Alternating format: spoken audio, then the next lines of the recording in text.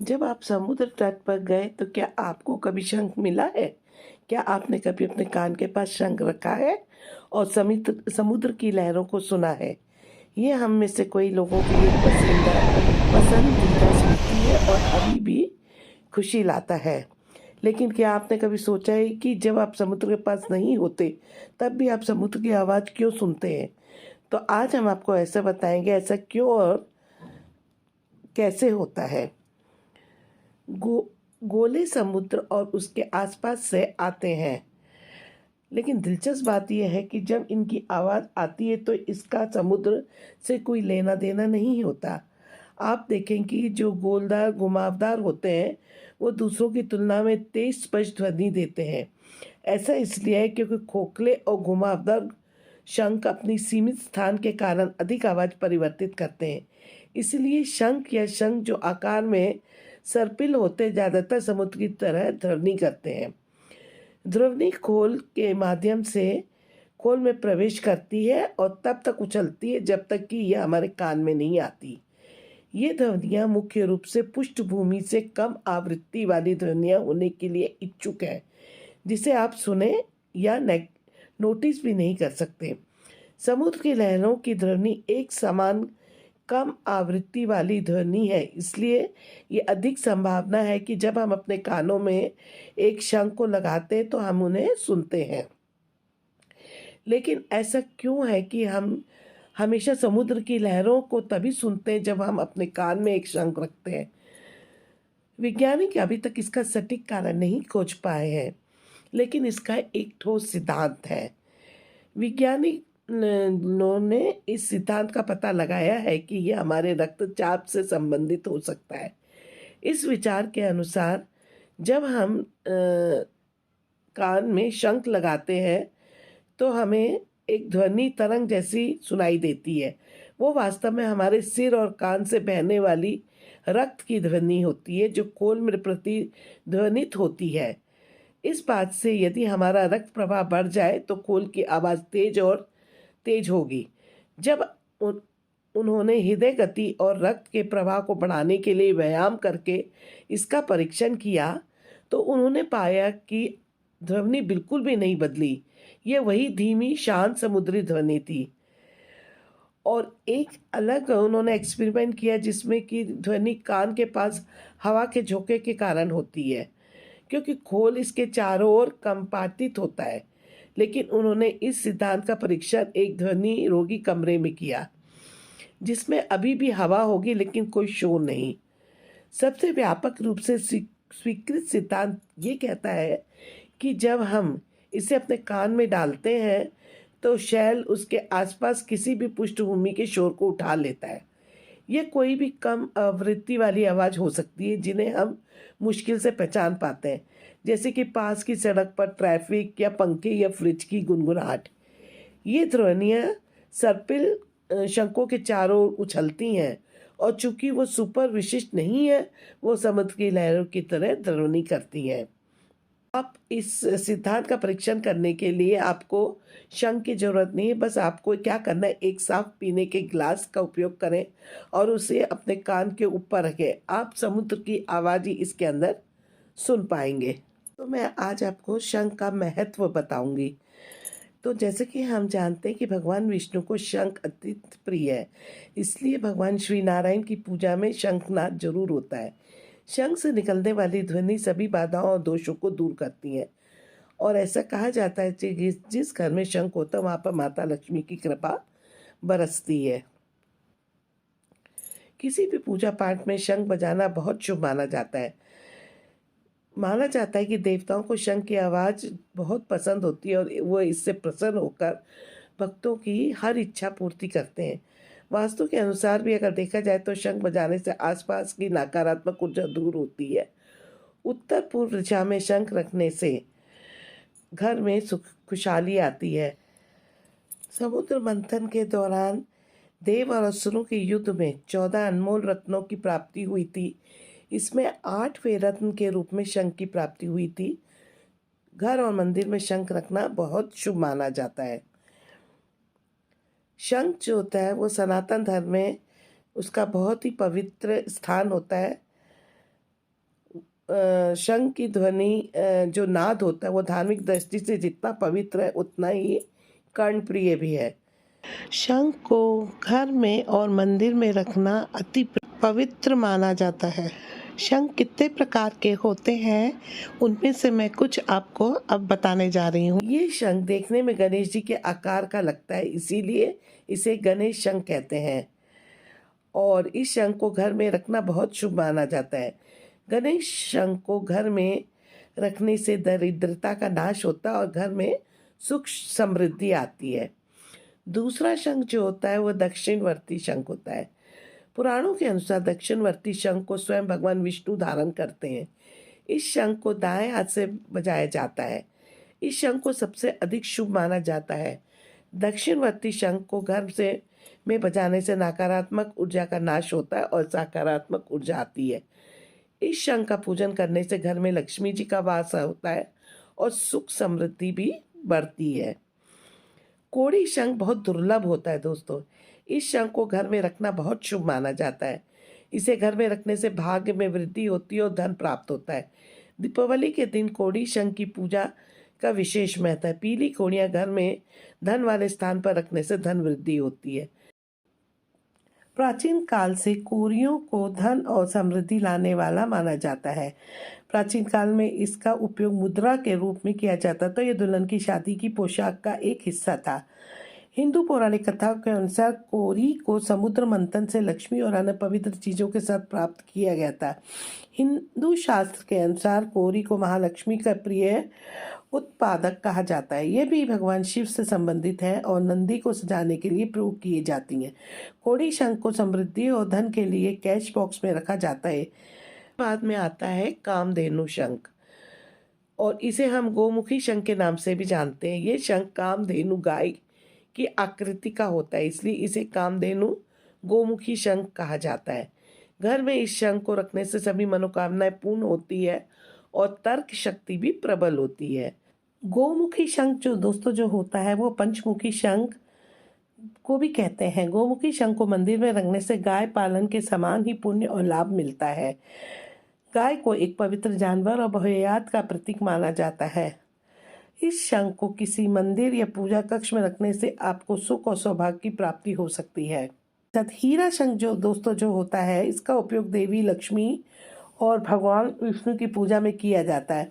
हीरा शंख को पहाड़ी शंख भी कहा जाता है। इस शंख के एक दाहिनी तरफ शंख है जो विभिन्न रंगों में उपलब्ध है। हीरा शंख प्रदान करता है घर में रखे जाने पर अपार धन, भाग्य और सुरक्षा। गोमती चक्र वास्तु दोष को खत्म करे और सौभाग्य को आकर्षित करता है। वामवर्ती शंख जो होता है वो बाएं हाथ से बजाया जाता है। ये शंख आसानी से मिल जाता है, इसलिए इसका प्रयोग सबसे अधिक होता है।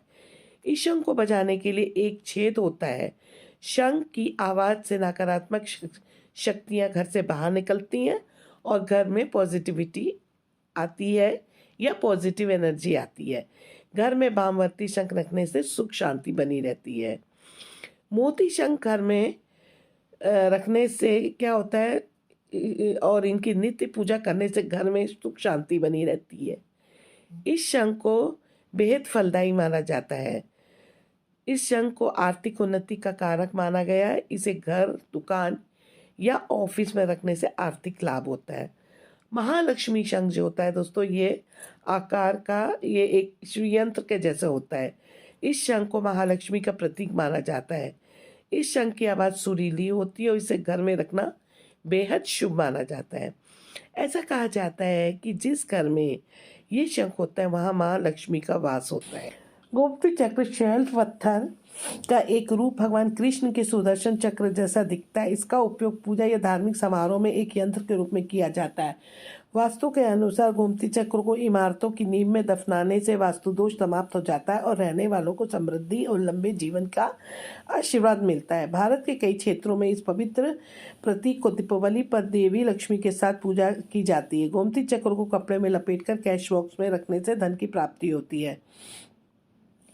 धार्मिक मान्यता के अनुसार शिवरात्रि या नवरात्रि के शुभ दिन शंख को घर या में मंदिर में रखें। घर में रखने पर शंख धन और समृद्धि को आकर्षित करता है। शंख नकारात्मक ऊर्जा को दूर कर रखने और शांति और सकारात्मकता को आमंत्रित करने के लिए जाना जाता है। नकारात्मक ऊर्जाओं को दूर करने के लिए पूरे घर में शंख से जल छिड़के। घर में शंख की उपस्थिति देवी सरस्वती को जागृत करके ज्ञान लाती है। वास्तु दोष वाले घर में नियमित रूप से शंख बजाने से वास्तु दोष समाप्त हो जाते हैं।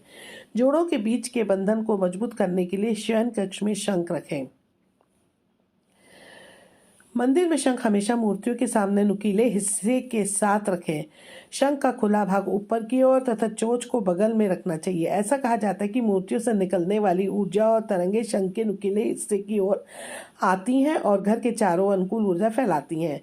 वास्तु सुझाव देता है कि शंख को कमरे के दाहिनी ओर रखें। पूजा कक्ष वास्तु के अनुसार मंत्र जाप करने से पहले पूजा कक्ष की शुद्धता बनाए रखने के लिए शंख को धो लें। घर में शंख की चौड़ाई 520, ऊंचाई 346 के करीब होनी चाहिए। इस तरह का पैक्सेल्स शंख का उपयोग घर में वास्तु दोषों को दूर करने के लिए किया जाता है। भगवान विष्णु अपने विभिन्न अवतारों में चारों ओर की नकारात्मकता को नष्ट करने के लिए शंख बजाते हैं। ऐसा कहा जाता है कि जिस घर में शंख होता है उस घर में देवी लक्ष्मी का वास होता है। यदि आपके घर में किसी भी हिस्से में वास्तु दोष हो तो उस कोने में शंख रख दें, जिससे दोष और बुरी ऊर्जा का नाश हो जाता है। वास्तु शंख यंत्र रखे जाते हैं, उत्तर पश्चिम दिशा में दोष को दूर करते हैं। पूजा के समय जो शंख बजाया जाता है उसका उपयोग देवताओं को जल चढ़ाने के लिए नहीं करना चाहिए। शंख को प्रतिदिन पवित्र जल से साफ करें और इसे सफ़ेद या लाल कपड़े में रखें। पूजा के स्थान पर शंख को हमेशा जल से भरा रखना चाहिए। नियमित रूप से शंख की पूजा करें, सुनिश्चित करें कि उन्हें दिन में कम से कम 2 बार बजाएं। भगवान शिव को जल चढ़ाने के लिए शंख का प्रयोग कदापि न करें। पूजा के लिए घर के किसी कोने में 2 शंख एक साथ नहीं रखने चाहिए। शंख को कभी भी फर्श पर न रखें क्योंकि ये एक देवता मान होता है। टूटे हुए, कटे या फटे हुए शंख को कभी भी मंदिर में ना रखना चाहिए। कांटेदार शंख और मूंगे की सजावट के टुकड़ों के रूप में रखने से बचें क्योंकि वे घर के स्वस्थ वातावरण में असंतुलन पैदा करते हैं। फेंग शुई के अनुसार जो ये शंख होते हैं, सिप्पियाँ घर में रखने से और ये जो कोड़ियाँ जो होती हैं उनको सौभाग्य को आकर्षित करती हैं। गोल संचार स्वस्थ संबंधी और समृद्धि का प्रतीक है। शंख है भगवान बुद्ध के चरणों में 8 शुभ प्रतीकों में से एक। घर की बुरी ऊर्जा से बचाने के लिए खिड़की पर गोले रखें। फेंग शुई के अनुसार उन्हें बेडरूम में दक्षिण पश्चिम में रखने से जोड़ों को अपने रिश्तों को मजबूत करने में मदद मिलती है। समृद्ध कैरियर के लिए लिविंग रूम में उत्तर पूर्व में सीपियाँ रखें। फेंग शुई में एक बहता हुआ पानी का फुव्वारा जिसे गोले से डिज़ाइन किया गया घर में बहने वाले धन का प्रतीक है और घर की रक्षा भी करता है। शंख को हमेशा सुबह शाम हमें अपने पूजा करने के बाद में बजाना चाहिए क्योंकि इससे सात्विक ऊर्जा का संचार होता है घर में। जिस घर में हर रोज़ शंख बजता है वहाँ पर कभी पैसे की कमी नहीं होती है। क्या होता है कि शंख की आवाज़ जब हम करते हैं से सांस के रोग जितने होते हैं, जो व्यक्ति शंख बजा रहा होता है तो उसके जो लंग्स होते हैं वो फैलते हैं और उसके कारण उसको सांस का रोग कभी नहीं होता है और साथ ही साथ फेफड़ों का व्यायाम भी हो जाता है और स्वास्थ्य पर भी इसका अच्छा प्रभाव पड़ता है। अगर हम वास्तु के हिसाब से या फेंग शुई के हिसाब से देखते हैं तो शंख को घर में या कार्यक्षेत्र में रखने से तरक्की तो होती है, माता लक्ष्मी का आशीर्वाद तो मिलता ही है, इसके साथ आपका नाम, शोहरत आदि भी बढ़ते हैं। घर के दक्षिण दिशा में हम अगर शंख रखते हैं तो इससे हमें नेम फेम की प्राप्ति होती है। याद रखें कि शंख को घर में कहीं भी नहीं रखें, उसे या तो पूजा के स्थल पर रखें या फिर लिविंग रूम में रखें। ऐसा करने से शिक्षा में सफलता प्राप्त करने के लिए हमें क्या करना चाहिए कि इसको उत्तर पूर्व में रखना चाहिए। शंख को माँ लक्ष्मी का भाई बताया गया क्योंकि माता लक्ष्मी जो है वो समुद्र से प्राप्त हुई है और शंख भी हमें समुद्र से ही प्राप्त होता है, तो इन्हें माता लक्ष्मी का सहोदर भाई कहते हैं। और ऐसा कहा जाता है कि जहाँ शंख होता है वहाँ लक्ष्मी माता का वास होता है। वही स्वर्गलोक में भी अष्ट सिद्धियाँ और नव निधियों में शंख का महत्वपूर्ण स्थान दिया गया है।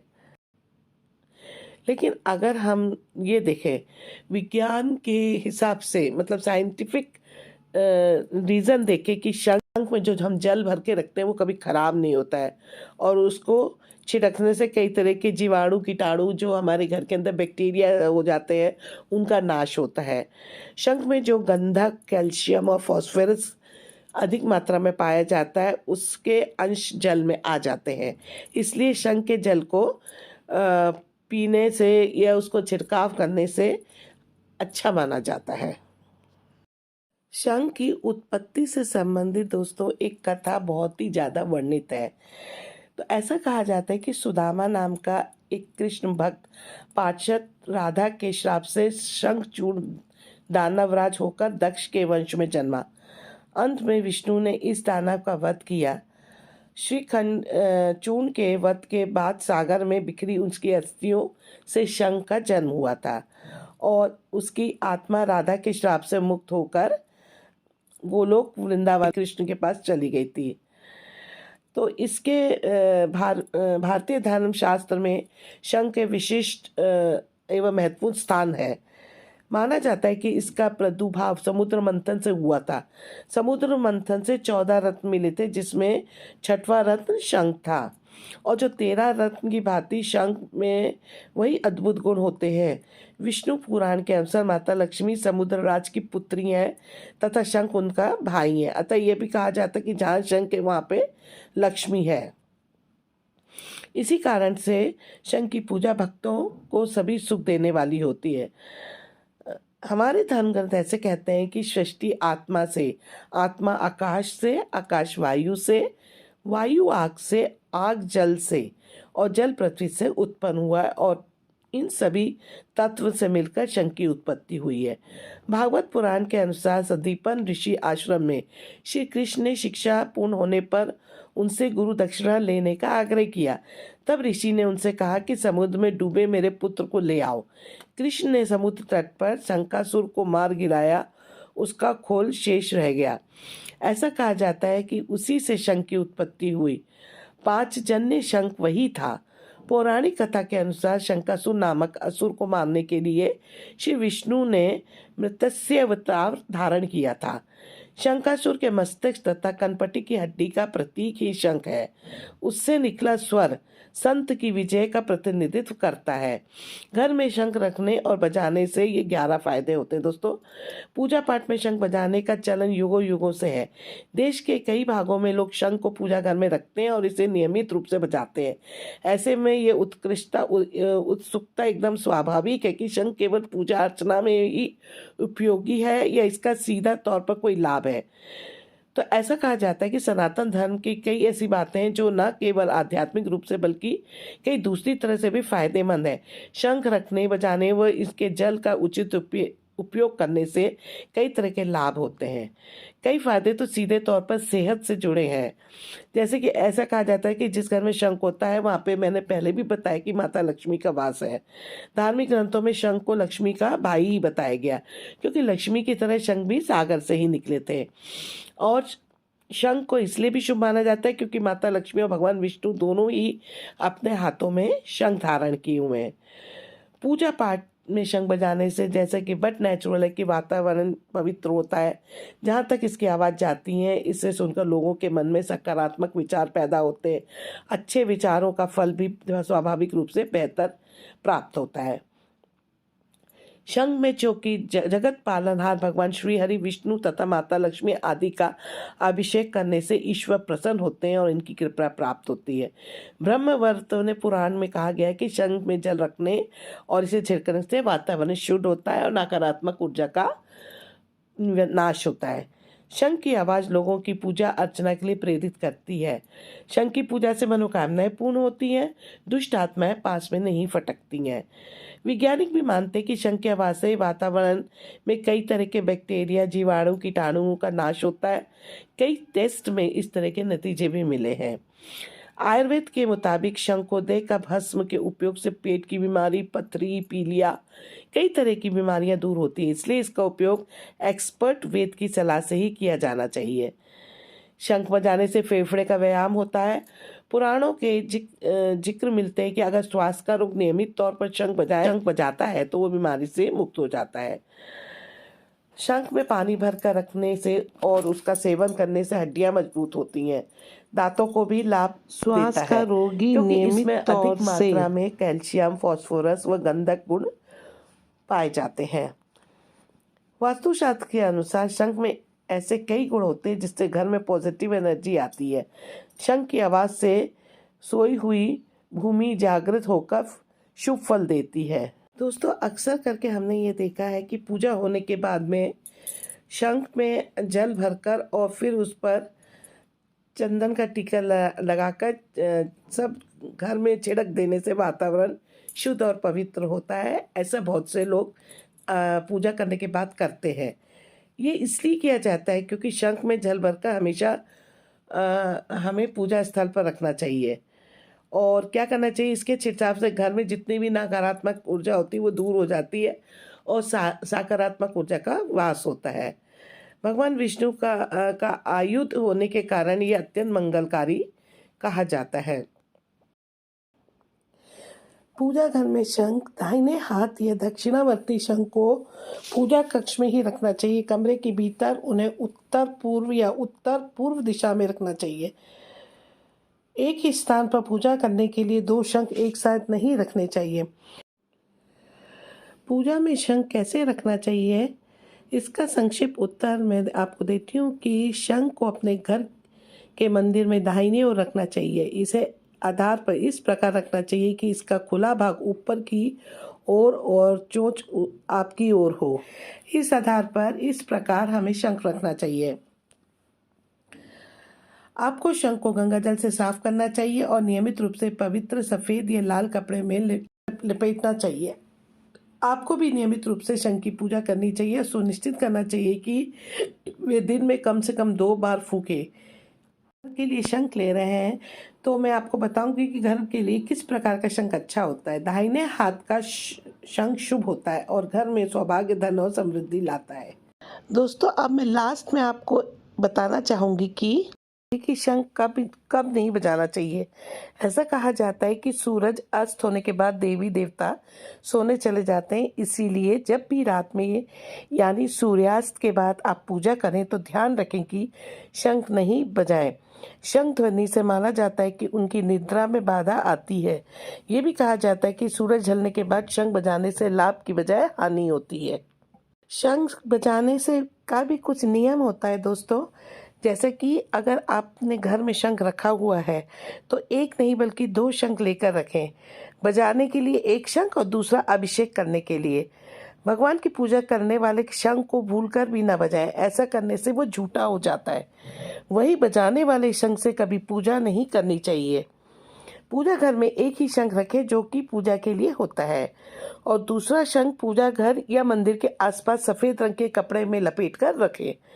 ऐसा कहा जाता है कि भगवान विष्णु को शंख से जल अर्पित करना चाहिए, लेकिन भगवान शिव और सूर्य देवता को भूलकर भी शंख से जल नहीं अर्पित करना चाहिए। शंख को बजाने से पहले गंगा जल से अच्छे से धो लें। अगर आपके पास गंगा जल नहीं है तो दोस्तों पानी का इस्तेमाल, शुद्ध पानी का इस्तेमाल आप कर सकते हैं। पूजा वाले शंख में हमेशा जल भर कर ही रखें। नियमित रूप से पूजा के बाद घर में इस जल का छिड़काव करें। इससे सकारात्मक ऊर्जा का वास होता है और सुख समृद्धि आती है। अपना शंख किसी को भी इस्तेमाल करने के लिए नहीं दें और ना ही किसी दूसरे व्यक्ति का शंख को इस्तेमाल करें। शंख सुबह और शाम के समय ही बजाना चाहिए। इसके अलावा किसी अन्य समय शंख को नहीं बजाना चाहिए।